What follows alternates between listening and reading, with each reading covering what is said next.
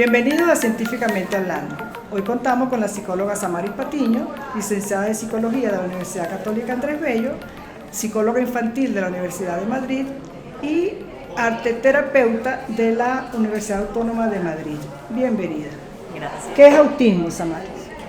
Vale. Cuando buscamos autismo en los manuales diagnósticos, pues nos va a salir el cuadro de diagnóstico, ¿no? Sin embargo, yo lo voy a definir con mis propias palabras, que es lo que yo utilizo normalmente cuando pues llegan unos papás que van a diagnosticar y pues les tengo que dar el diagnóstico. Pues yo les digo, mira, el autismo es una condición, para empezar. Esto significa que tu hijo o tu hija va a tener esta condición durante toda su vida, ¿sí? Es decir, las personas nacen con autismo y mueren con autismo, no hay una cura para esto.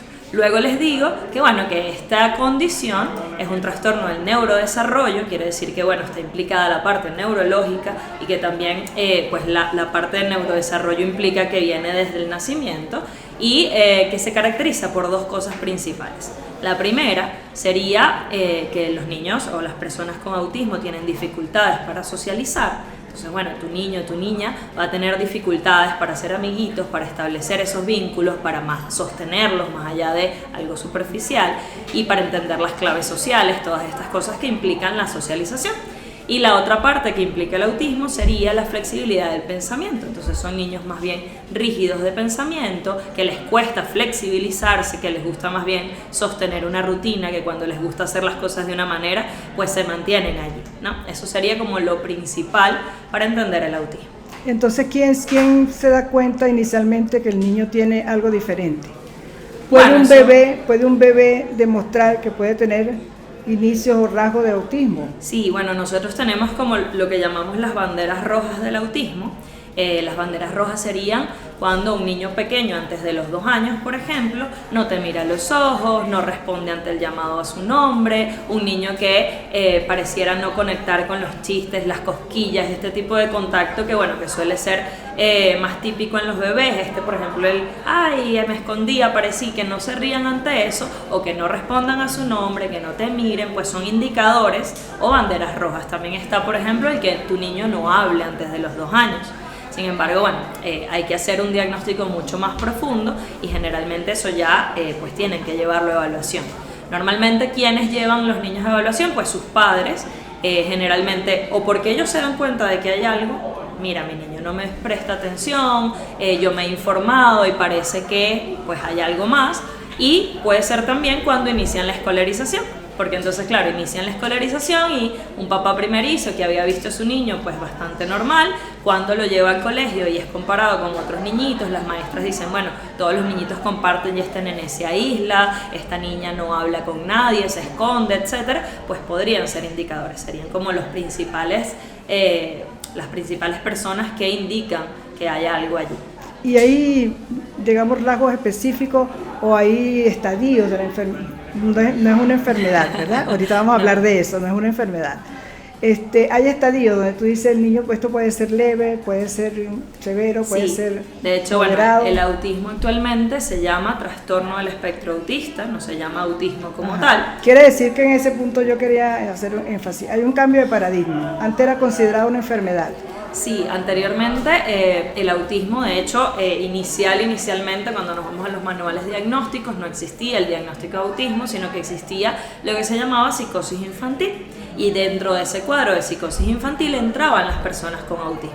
O sea, no quiero decir que ya no existe la psicosis infantil, pueden haber niños que desarrollen un cuadro psicótico. Sin embargo, primero es muy raro y segundo, pues se dieron cuenta que el autismo tiene sus diferencias porque a diferencia de la psicosis, por ejemplo, un niño que está en estado psicótico con medicación y logra salir de ese cuadro diagnóstico, un niño se puede estabilizar. Claro. ¿Y un el niño con autismo pues tiene sus síntomas, sus características, sus rasgos que lo acompañan durante toda la vida y la medicación puede ayudar a regular ciertas conductas, pero no regula el autismo, es decir, no se cura porque no es una enfermedad. Posteriormente, pues entra a ser como el diagnóstico de autismo y está el diagnóstico de autismo, está el diagnóstico de Asperger, está el diagnóstico de pues psicosis infantil también queda fuera. Entonces cada uno tenía como su cuadro. Sin embargo, ya no se usa el término Asperger, ya no se utiliza, ya el manual diagnóstico determinó que el Asperger es simplemente una variante del mismo diagnóstico de autismo. ¿Por qué? Porque las personas con Asperger tienen las mismas dificultades para socializar, las mismas dificultades en la flexibilidad del pensamiento, y la única diferencia es que ahora este diagnóstico es comórbil con un diagnóstico de altas capacidades. Entonces es un niño que tiene una buena capacidad intelectual, es un niño que capta muchísimas cosas, que puede recordar muchísimas cosas y que puede tener lo que llaman inteligencia superior, pero con las mismas características del autismo. Entonces bueno, es como tienes dos diagnósticos al mismo tiempo. Entonces bueno, y a eso iba, que el diagnóstico actualmente se llama trastorno del espectro autista, porque es un espectro. Es decir, dentro de ese espectro yo se lo muestro a los papás como una línea continua donde hay ciertas divisiones que hacemos como a fines de comprender un poco mejor o de darle los apoyos a las personas, que podrían ser, yo lo divido en mínimo grado, que serían las personas que casi no se le notan estos síntomas, que con ayudas mínimas pues pueden funcionar. Luego está el grado leve, que requieren un poco más de ayuda, y entre mínimo y leve serían lo que ahora llaman grado 1, autismo grado 1. Luego estaría el grado moderado, que sería el grado 2 de autismo, y ahorita explico lo que significan los grados, y luego el grado 3, que sería severo. Serían esos tres grandes bloques, ¿no? Grado 1, grado 2 y grado 3. Los grados, a diferencia de mínimo, moderado, leve, severo, hacen referencia a la cantidad de apoyo que se requiere, ¿sí? Una persona con grado 1 de autismo requiere un grado 1 de apoyo, es decir, un grado menor de apoyo. Una persona con autismo severo requiere grado 3 de apoyo, que sería pues el andamiaje que llamamos para apoyar a este niño, pues va a ser mucho más grande, va a requerir apoyo durante más tiempo, posiblemente sea una persona más dependiente a lo largo de su vida. Claro, y una pregunta que te quería hacer. ¿Hay diferencia entre si es un niño o una niña en cuanto al comportamiento del espectro? Bueno, sí, actualmente se ha descubierto que, antes se pensaba que el autismo era un diagnóstico más asociado a los varones que a las niñas. Actualmente lo que se está descubriendo es que no es un diagnóstico que sea más de varones que de niñas, es un diagnóstico que se ha diagnosticado más en varones que en niñas. ¿Por qué? Y esto tiene una razón. La razón es que se ha encontrado también en la investigación científica que las niñas presentan síntomas mucho más adaptativos que los varones. Sin embargo, las dificultades sociales y la rigidez del pensamiento, que serían los dos grandes síntomas mayores o como, bueno, lo que define este diagnóstico, está. Pero en las niñas, por ejemplo, que suele pasar que una niña, en lugar de no socializar con nadie, se aferra a una mejor amiguita o un mejor amiguito, y con ese mejor amiguito pues se desenvuelve bastante mejor. Entonces, claro, te dicen, bueno, es una niña tímida, y resulta que es una niña con autismo, pero que se está relacionando bastante mejor. O bueno, estas obsesiones. No, que los niñitos se obsesionan con los dinosaurios, con los carros, y saben todo. Eso te iba a preguntar, porque a veces tú observas que hay niñitos que andan con su dinosaurio agarrado. Bueno, porque ¿Qué significa? Eso tiene que ver con la parte de la flexibilidad del pensamiento, ¿no? O sea, esa flexibilidad del pensamiento implica que yo me aferro a una idea y me fijo con eso. Y el hecho de que los papás le compren su dinosaurio, ¿eso tiene algún valor, algún significado? Claro, bueno, si a los niñitos les gustan sus dinosaurios y saben todo de dinosaurios, pues a mí me parece que está bien que ellos puedan tener algo a lo que aferrarse, a lo que identificarse.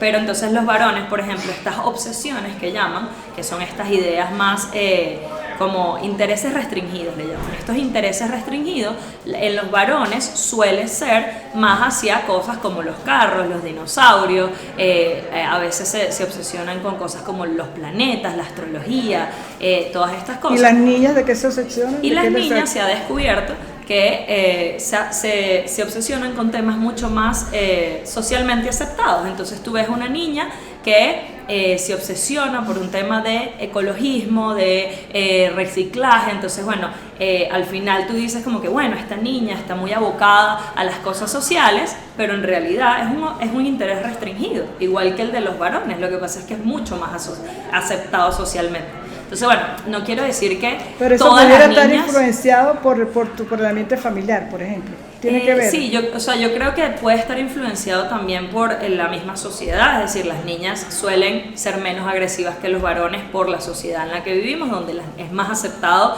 que los varones jueguen a golpearse que las niñas, por ejemplo. Entonces, ¿qué suele pasar? Que las niñitas suelen ser más reservadas, tranquilas, etcétera, y los varones suelen ser más expansivos, más agresivos, etcétera, y es más socialmente aceptado. Entonces, claro, los síntomas también son más evidentes en varones. Claro, son más evidentes. Pero a lo que iba es que no necesariamente es exclusivo de niñas o exclusivo de varones.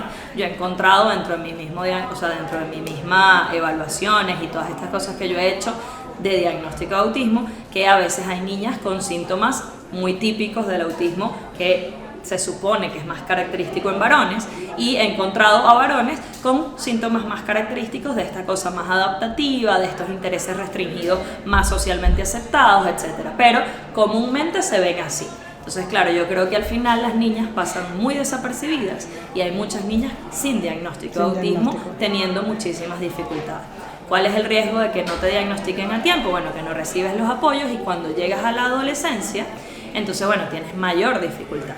Es decir, cuando nosotros vamos creciendo, la demanda social va siendo cada vez más difícil. Claro. O sea, no es lo mismo dos niñitos que se sientan y que son mejores amiguitos porque se prestaron el juguete ese día, que sería la interacción normal de un niño de 5 años, por ejemplo, a la socialización que hace una niña de 10 años en su salón, donde ya empiezan a haber grupitos, este grupito, entonces estas son las que le gusta tal cosa, estas son las que le gusta otra, y esa niña no siente que encaja en ninguna, claro. O un varón siente que no encaja en ninguno de los grupos, porque es que a mí ninguno de mis compañeros le gustan los dinosaurios, por ejemplo. Claro. Es un comentario que me han hecho a mí los niños en mi consulta. Entonces, bueno, se les dificulta cada vez más, y cuando llegan ya a la adolescencia, entonces las niñas y los varones que no han sido diagnosticados, que no han recibido estos apoyos, que no saben sobre su diagnóstico, suelen pensar que es una cosa de ellos, que es mala, claro. O que ellos tienen un problema, o que ellos, ¿por qué no puedo socializar igual que lo hace todo el mundo?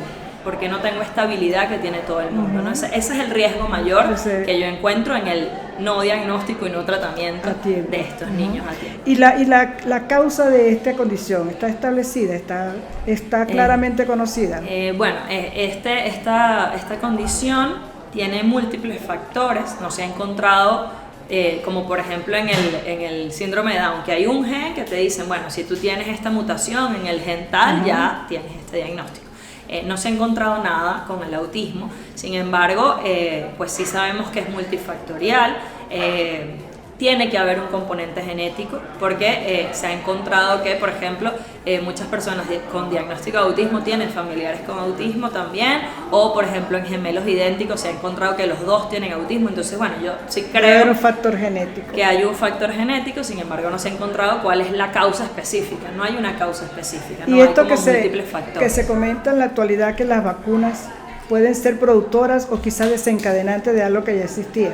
Sí, bueno, lo que se ha encontrado, hubo muchos estudios acerca de eso, porque además decían que las vacunas, las polivalentes que llaman ahora, pues estas vacunas generaban autismo, ¿no? Entonces, bueno, se hicieron muchísimos estudios y lo que se ha encontrado es que no hay una conclusión que no, sí la genera o no la genera. Lo que se ha encontrado es que los metales en sangre aumentan los síntomas de niños con autismo, porque son más irritables cuando tienen metales en sangre.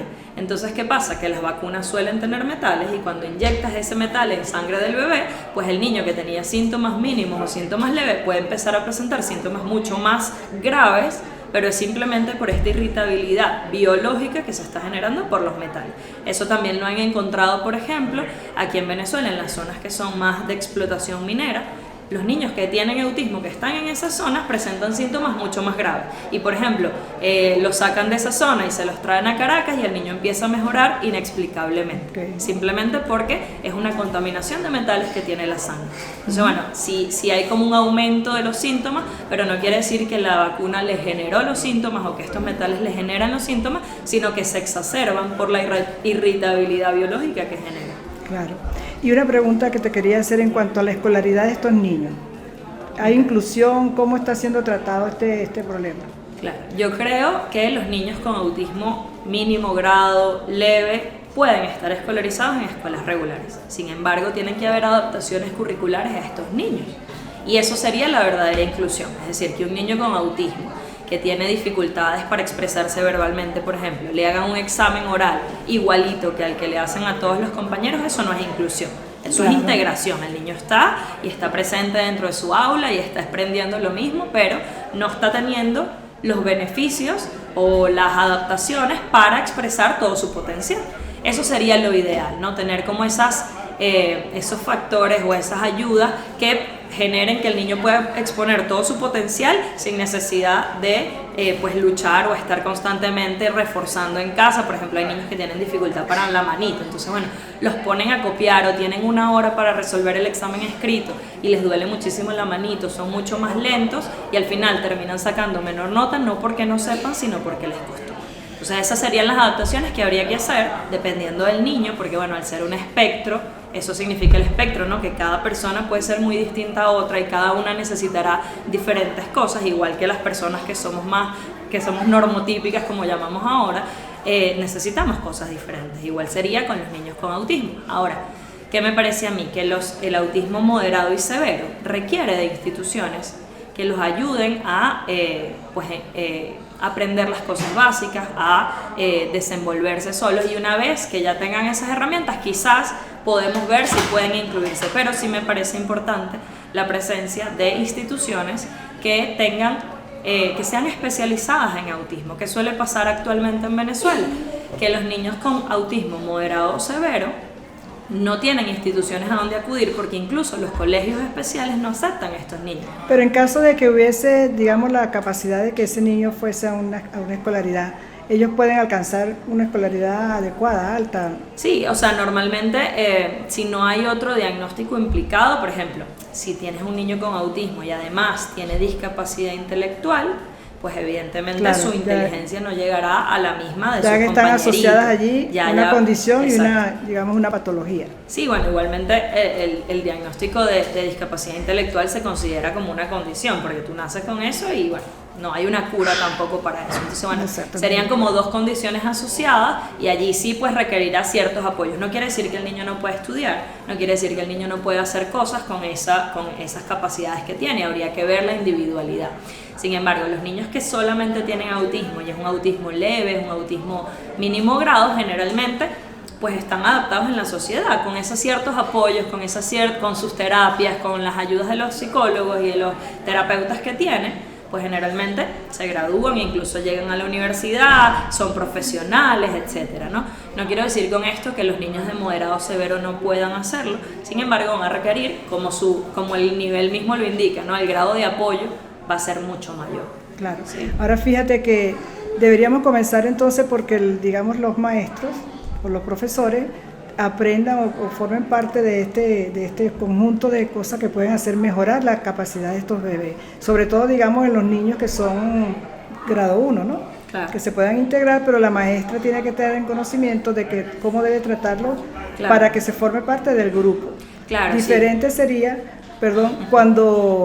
cuando ya están en severo o moderado severo, deben ir a instituciones diferentes, ¿no? Instituciones sí. Que se encarguen más de yo creo que tratarlos. Hay que formar a los maestros más que en autismo específicamente, en inclusión. En inclusión. En lo que implica incluir a niños y a personas diferentes en un mismo aula, ¿no? O sea, a mí me parece ahorita, actualmente me parece que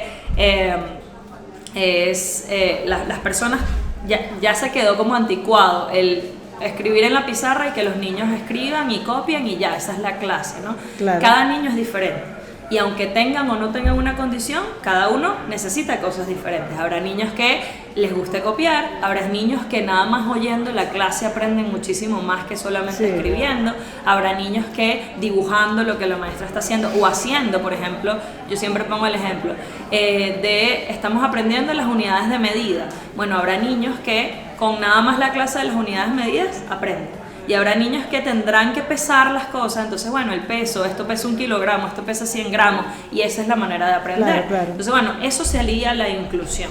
Más allá de aprender solamente autismo, deberían aprender de incluir a todos estos niños en las aulas, ¿no? Para darle a cada niño lo que necesita. Exacto. Eso es una formación que debería hacerse a los profesores. Actualmente no hay esta formación. No puedo culpar a los maestros porque no lo hagan, es que no tienen las herramientas. No ha habido tomar en cuenta que esta es una condición que existe, que está diagnosticada más frecuentemente en la actualidad. Sí, y los maestros deberían estar formados en todos los trastornos del neurodesarrollo, por lo menos en estas banderas rojas que yo le mencionaba al principio. O sea, deberían los profesores, las personas que están con los niños, saber cuáles son las banderas rojas y para indicar a los padres, mira, estamos viendo estos indicadores, tenemos que llevar evaluación, ¿no? Ok, y en Venezuela, por ejemplo, ¿hay alguna institución que se encargue de esto? Sí, en Venezuela hay algunas públicas, algunas privadas. Voy a mencionar dos nada más. La primera sería la institución pública, que son los CAIPA. Los CAIPA están a nivel nacional y se encargan de todo lo que tiene que ver con las terapias, con las adaptaciones curriculares, con la evaluación y diagnóstico de autismo.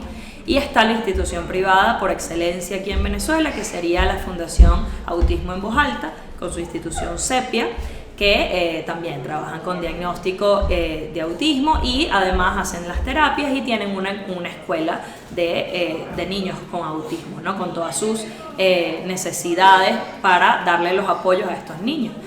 Sin embargo, ¿qué me parece a mí?